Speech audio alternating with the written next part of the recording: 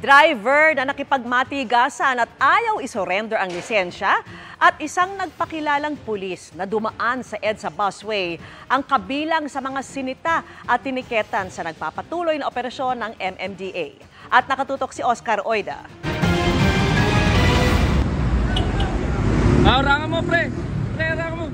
Ilang tauhan din ng Special Action and Intelligence Committee for Transportation o SAIC ang kinailangang humarang sa AUV na ito para lang mapahinto. Ilang beses daw kasi itong pilit na pinapahinto ng mga enforcer habang dumaraan sa EDSA busway sa Main Avenue Station sa Quezon City kagabi. Nakarehistro ang sasakyan sa DILG at nagpakilala nga ayon sa mga enforcer, nagpakilalang police daw siya from DILG. Kinumpiska ang lisensya ng driver at pinagbabayad siya ng 5,000 pisong multa. Yung driver, ang registered na residence niya is MACR. So, apparently, parang hindi siya aware doon sa use ng busway, restricted use of the busway.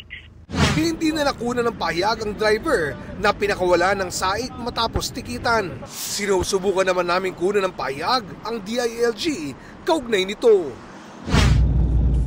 Sa Chino Roses Avenue naman kaninang tanghali, inabutan namin tila nagkukulitan ang driver ng isang closed van at mga enforcer ng Makati PSD.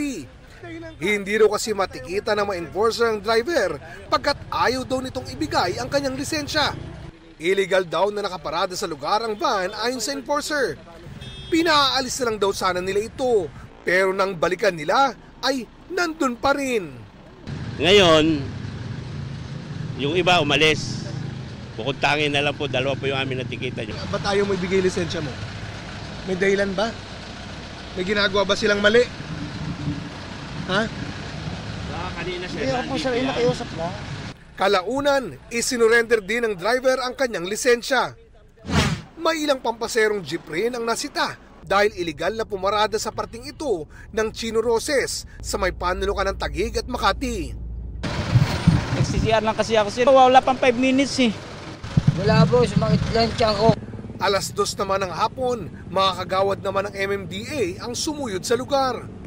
Huli ang mga iligal na nakaparada, partikular yung mga nasa bahagi ng Taguig. Karamihan, mga motorsiklo.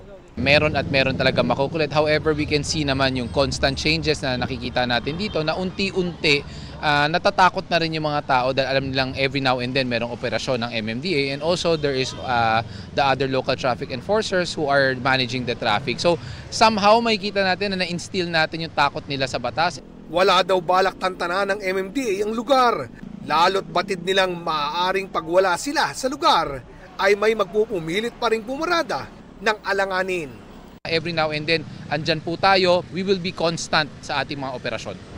Para sa GMA Integrated News, Oscar Oida, nakatutok, 24 oras.